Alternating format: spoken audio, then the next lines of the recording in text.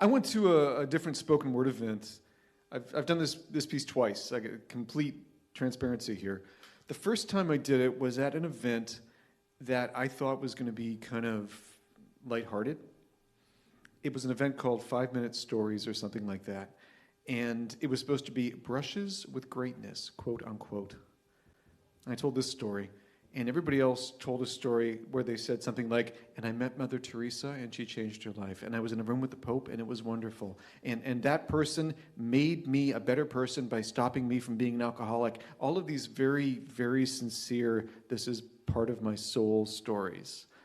A lot of people wanted to talk about celebrities. And I was a film student. I was very peripherally in theater in Toronto. So I've met movie stars. I've met actors. I've met authors. And none of them really counted more than just like an anecdote. But you want greatness? I'll tell you greatness. Greatness is the time that I got dumped after Christmas and before New Year's. Yeah, it's about as much fun as it sounds. I was in my mid-20s. I had a decent job. I had been seeing someone for around 3 years. We had ups and downs. At the moment, we were kind of neutral. And I went to a party because a buddy of mine was house-sitting a place in Hyde Park in Toronto, and he was house-sitting very reverently and very politely, and he invited 75 or 80 of his closest friends. So I'm there, and I've had a couple of beers, I've had some wine, and it's great, and it's crowded, and I'm thinking, wow, it's wonderful, I have some money in my pocket, I have a very pretty girlfriend, it's nice, this is great.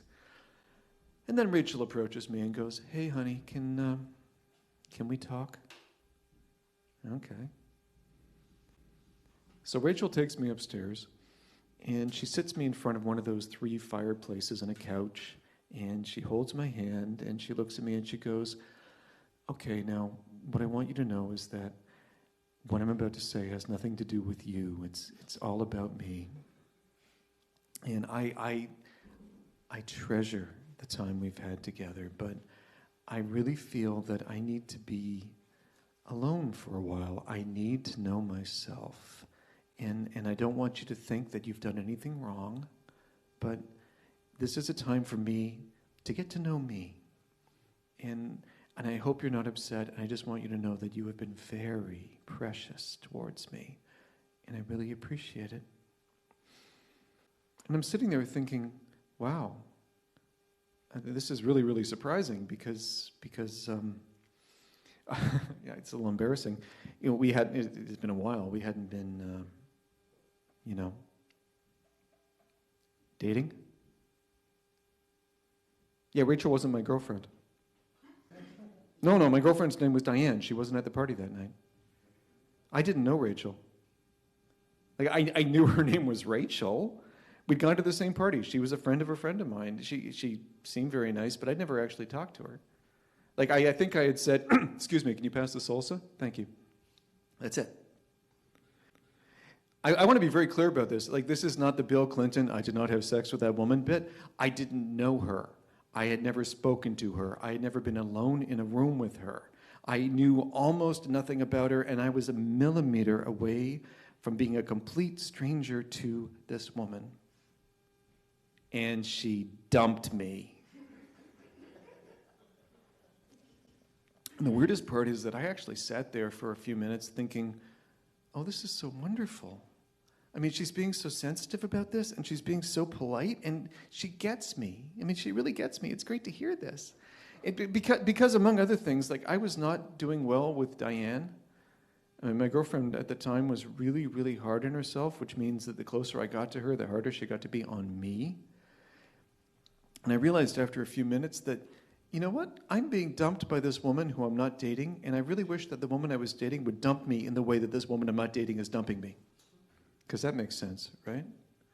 And I kept staring at Rachel thinking, you look like a very, very nice person, but at risk of being disrespectful, did you take your meds this morning? Okay, I am not making fun of people who take meds. I know lots of people who have taken meds. I'm just saying that if you're prescribed meds, you have to take your meds. So maybe she was dumping me because she didn't take her meds that day, or maybe she took somebody else's meds, if you know what I mean. I began to think maybe I look like some guy she's dating, and she's just decided, to cut out the middleman and dump me in place of him, and she'll think about this in 24 hours or something like that. And for the first while, I was actually really touched because she was so sensitive and she was so gentle. And then I realized, wow, man, this takes me back to all those times that we didn't do anything. I don't know this woman. Oh. And then it just got intensely weird. And she finally reached over and she touched my face and said, I really hope we can be friends. I said, okay, you know what? I'd like that too.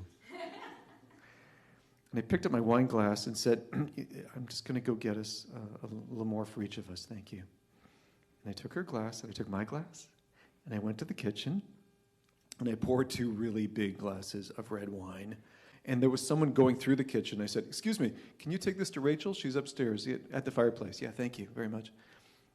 And then I drank my big glass of red wine, and I thought about what just happened. And then I poured another glass of big red wine, and I held it, and I smiled in case Rachel came downstairs and saw me. And I walked through the kitchen, I went to the back door, and I left. I didn't have a jacket. It was December. I just thought, I've got to get out of here. This is too weird. I do not want to deal with this woman. I don't want to deal with any of this. I walked to a bus stop in Toronto. I'm holding a glass of red wine. I stood there for 15 minutes in the middle of the cold. By the time the bus driver showed up, he saw me standing there. I'm covered in snow, and I'm holding a glass of wine like this. And he said, you can't bring... Never mind. So I get on the bus. And I'm freezing, and I go home, and I take a really hot shower, and I go to bed, and I try to forget exactly what kind of level of weirdness happened.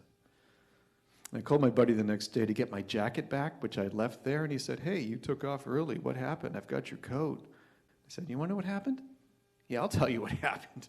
Your freaky friend Rachel, for reasons best known to herself, decided to dump me without having dated me. And it is reminding me that I don't know if I can have a functional relationship. I'm at this point considering becoming a monk. My buddy took a few minutes and then went, wow, man, it's hard to get dumped.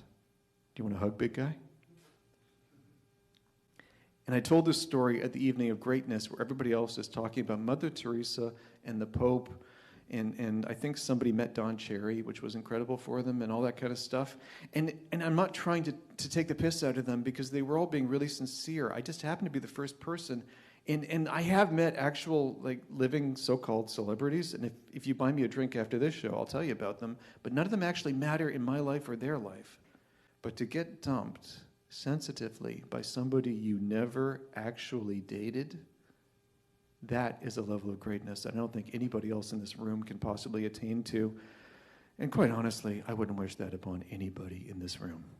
Na zdrowie. Thanks very much for your time. Good night.